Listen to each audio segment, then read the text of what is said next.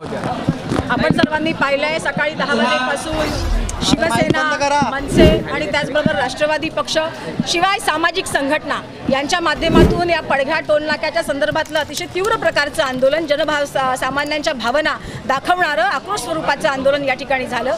गेली 17 वर्ष एकाच मुद्द्यावरती विविध मागण्या सातत्यानं या ठिकाणच्या नागरिकांकडून, परिसरात वाहतूक करणाऱ्या लोकांकडून केल्या जातात। मात्र खेदाची गोष्ट अशी आहे की कोणत्याही प्रकारची मलमपट्टी या रस्त्यावर झाली नाही।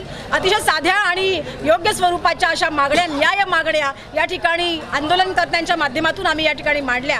आपल्याला माहिती आहे की टोल नाका जर झाला तर टोल नाक्याच्या बाजूला सर्व्हिस रोड असणं अपेक्षित आहे, तो योग्य असला पाहिजे। अशा प्रकारची तरतूद या बाजूला आपल्याला दिसत नाही।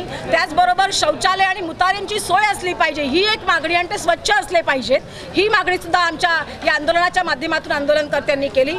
ज्या ठिकाणी गावं आहेत आजूबाजूला त्या ठिकाणी अंडरपास देणं गरजेचं आहे, पण या ठिकाणी अंडरपास सुद्धा दिलेले नाही आहेत। रस्त्यांवर मोठ्या मोठ्या प्रकारचे खड्डे पडलेले आहेत। टोल नाका आणि ज्या ठिकाणी अपघात होतात अशा अपघाताच्या जागा ज्या आहेत त्या ठिकाणी सातत्यानं ॲम्ब्युलन्सची सोय आणि फायर ब्रिगेडची गाडी असणं आवश्यक आहे, मात्र तेही आपल्याला पाहायला मिळत नाही। आणि अनेक निरपराध निष्पाप लोकांचे जीव या प्रशासनाच्या हलगर्जीपणामुळे गेल्या 17 वर्षामध्ये गेलेले आहेत। आमचा सगळ्यांचा सवाल आहे, हा सवाल शिवसेनेचा आहे, सवाल मनसेचा आहे, सवाल जनसामान्यांचा आहे की अजून किती दिवस सरकार असे निष्पाप आणि निरपराध लोकांचे बळी घेणार आहे? हे बळी घेणार तुम्ही थांबवणार आहात की नाही? आणि या संदर्भातला हा आक्रोश आंदोलन झालं।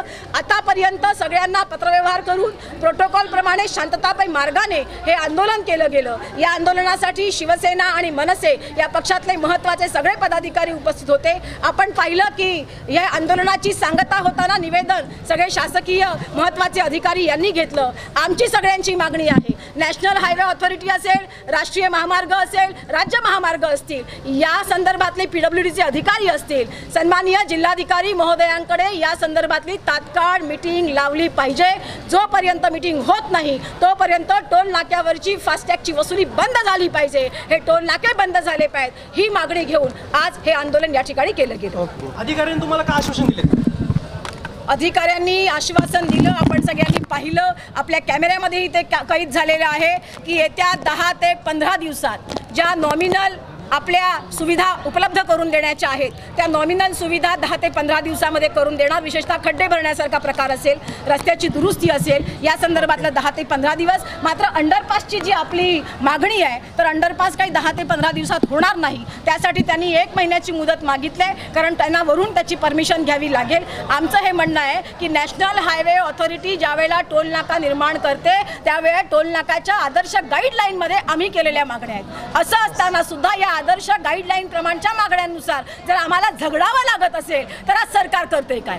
आज या ठिकाणचे प्रशासन करतं काय? या ठिकाणचे लोकप्रतिनिधी, विशेषतः आमदार जे घमेले आणि फावडा घेऊन रस्ता दुरुस्त करायला जातात, त्यांनी अधिकाऱ्यांना वचक ठेवून काम करून घेतलं पाहिजे, ही जनसामान्यांची अपेक्षा आहे। आणि त्या माध्यमातून काम करून घेणं यासाठी या अधिकाऱ्यांनी आपल्याला सगळ्यांनी शब्द दिलेला आहे आणि लवकरच जिल्हाधिकारी महोदयांकडे बैठक होईल। यानंतर तुमचं जे आता शांततेचं आंदोलन असंच होणार आहे का? याच्या आंदोलनाचं स्वरूप बदलणार? स्वरूप बदलणार। सन्मान्य थळे साहेबांनी आपल्याला सांगितलं स्वरूप बदलणार, पण हे बदल होण्याच्या पूर्वी सन्मान्य जिल्हाधिकारी महोदयांच्याकडे आमच्या रास्त मागण्या या मांडल्या जातील आणि त्यावर त्या ठिकाणाहून आम्हाला, कारण ही ती हायेस्ट ऑथॉरिटी आहे आपल्या जिल्ह्याची, जिल्हाधिकारी महोदय, त्यामुळे त्या मागण्या जर मान्य करून आम्हाला दिल्या तर मग टोल नाका जो आहे तो आम्हाला कुठेही शांततामय मार्गाचा भंग करायचा नाही। मात्र ज्या न्याय मागण्या आहेत, ज्या सत्याच्या मार्गाने आहेत, ज्या जनसामान्यांच्या हिताच्या आहेत, आदर्श गाईडलाईन यांचा उल्लेख आहे, त्या मागण्या पूर्ण करण्यासाठी जर वेळकाढूपणा केला, याच्या पुढे जर टाळमटाळ केली, याच्या पुढे ठेकेदारांना वाचवण्याचा प्रयत्न केला तर मात्र शिवसेना आणि मनसे स्टाईल खळखट्याक आंदोलन झाल्याशिवाय राहणार। Speed news Bharat.